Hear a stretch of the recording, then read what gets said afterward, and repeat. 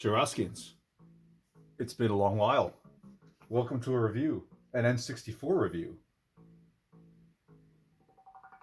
of Forsaken 64.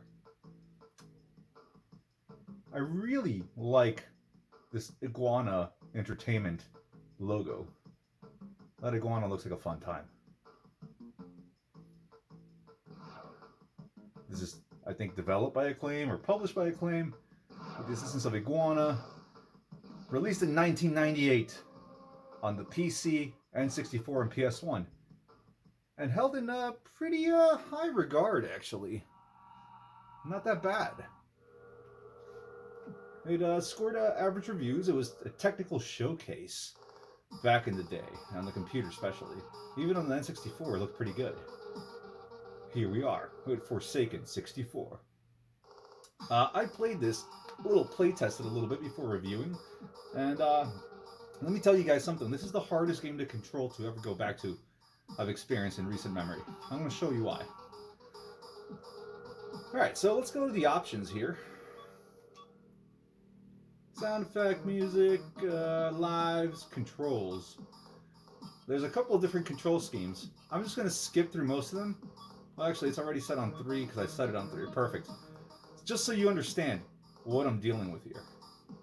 The control stick, okay? The little analog stick in the middle of the N64 on the little prong there, right? That guy, right there. That will control the direction you're facing, while the control pad itself, if you press up, it goes forward, press down, goes backwards. Control pad left is strafe left, control pad right is strafe right. Your Z button fires your primary. Your L button fires your secondary weapon. Your R button has a nitro, which I have never used and I don't recommend using it because it'd probably make you throw up. The A button cycles your primary weapon and the B button cycles your secondary. To give you an idea what that looks like, you're going to have to position one hand here like so to control direction and fire with the Z on the back, and the other holding your movement. That's pretty damn tough. So excuse me if I really suck at this game. Basically, we're looking here at an arena shooter with what I remember to be extremely interesting marketing. There was a woman with a tattoo on her face, like a heart tattoo with a knife going through it and some thorns like you saw in the earlier boot up logo. Let's check this out, shall we? I like this little 3D presentation. This is back in 1998, so this was all the rage back then to make everything look futuristic. Let's check this out. Single player mode. Let's pick our vehicle. Lucasena, which is like a chick, looks like maybe, on one of those Star Wars pod racer things. Photoid, which I don't know what that looks like. Maybe like a Batman toy. Looks like some guy's laying in it. Nimsu Sin. That's definitely a chick, I think. On a like speeder bike. It's kind of cool. LAJ is a dude riding in one of those House of the Dead arcade cabinets. Those surround immersive ones from back in the day. Clark Culver. Looks like a dude in another type of speeder bike thingamajiggy. Like, yeah, cool. Earl Sleek. Looks like he's riding in one of those Matchbox cars with a clear top. Trucker. Who looks like a dude riding an ab roller, a giant ab roller. And my favorite, Beard. Because I'm assuming it's a dude with a beard on a side-by-side bike with a little side-by-side, maybe to put a little puppers in or a little puppy in there to ride with him on with his sweet handlebars. So we're gonna go ahead and use Beard. There is some voice acting in this, I think, some voices, some synthesized voices. Let's see. Beard. Oh, Beard. All right, mission nuke status available. Let's give it a shot. The abandoned nuclear plant is the setting for your first foray into the heart of the Mechanoid Defense Force, MDF. Your objective is to clear the plant of all enemies. Simple enough, right? Well, check this out. Oh, if you wish to use the Rumble Pack, please insert now. I don't have a rumble pack, so we're just going to go on. I have a memory card actually loaded into my controller. A controller memory card pack. The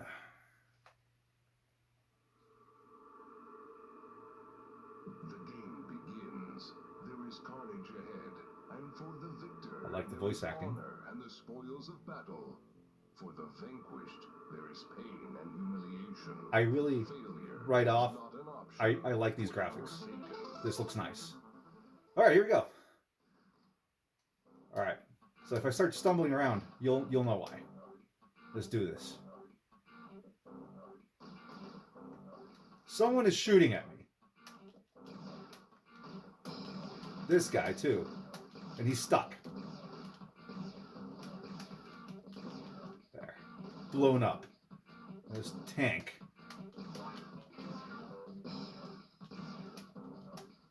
Oh, come on, Beard. There. Gone. All right. So, graphics are okay. They're a little bit of a jumbled mess, but back in 1998, I can imagine this looking quite awesome. Some neat little particle effects of the shots. Goes with the lighting. It's quite nice, actually. The music that you hear is like this grating little guitar jingle. That's not the best thing, but it's there. Let's see what we can do here.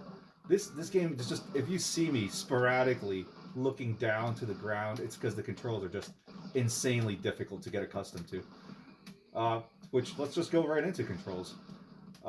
Back in the day, there were lots of workarounds for these type of games to kind of work out for people.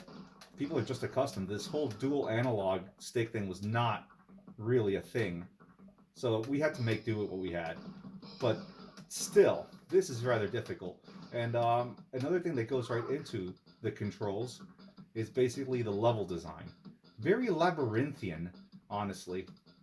That was even a critique of the game, I believe, back in the day. People said that eventually players will just find themselves lost in this giant maze with no real way to tell which way you're going or what's going on. So that's a huge problem in my book. You know, other than that, I mean, I think if the control was a little bit better, I could forgive a lot of this.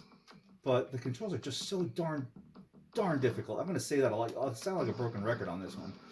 But sometimes I feel so disoriented playing this, and my character just... And another thing is the controls are inverted.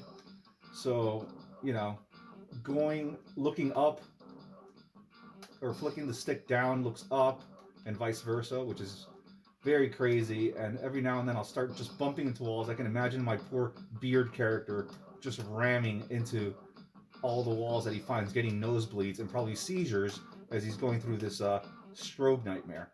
Another little fun thing is that every now and then you'll find these tunnels or little like tube-like areas and segments that are just really difficult to traverse, and the whole axis, your whole perspective will shift upside down in 3D. Like, let's see if I can do this. See? Right there. And then it'll flip you. So sometimes it doesn't let you go upside down, but sometimes it does. Especially if you go into tube sections. It's just merciless what they do with you. The mind tricks, how this game just screws with your perspective, is just insane. Now, the first time I played this, as I was playtesting, I did manage to beat this level. I don't know how, but I did. I believe there is one last room full of enemies to clear this mission. Now, if you want to torture a buddy, this has various multiplayer options, such as Team Deathmatch, Capture the Flag. And I believe, I could be wrong, the N64 supports more than 2 players at a time. But, and there's like pickups everywhere, and I'm getting destroyed.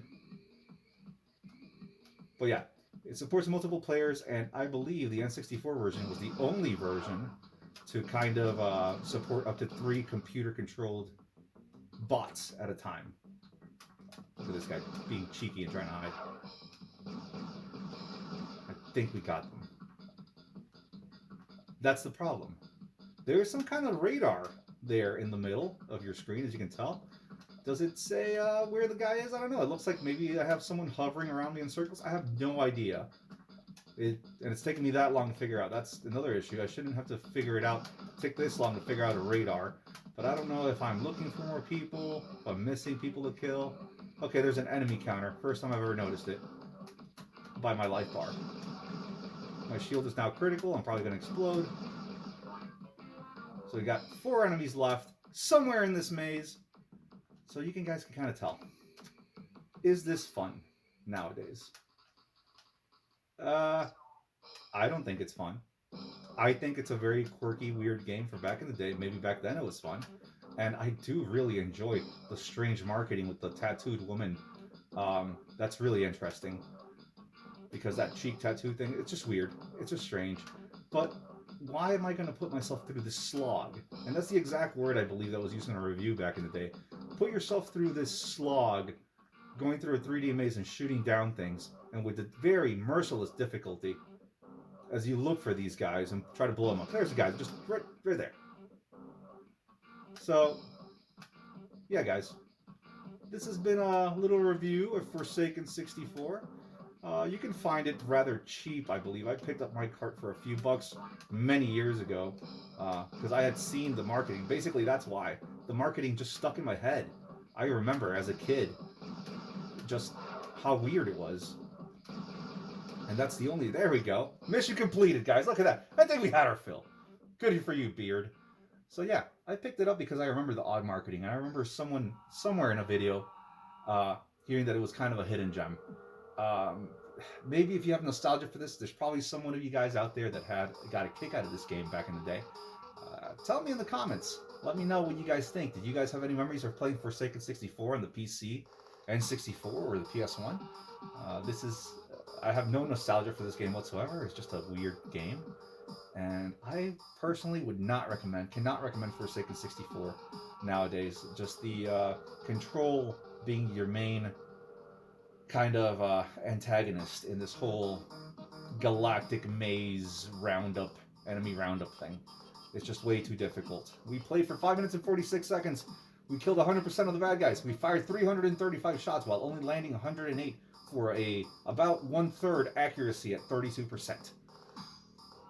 Honestly, it felt like double that time that I took because that was painful.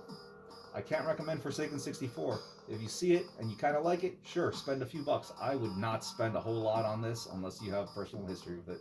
Anyways, guys, thank you for tuning in to another Churrasco Voltor review. I will catch you on the next one.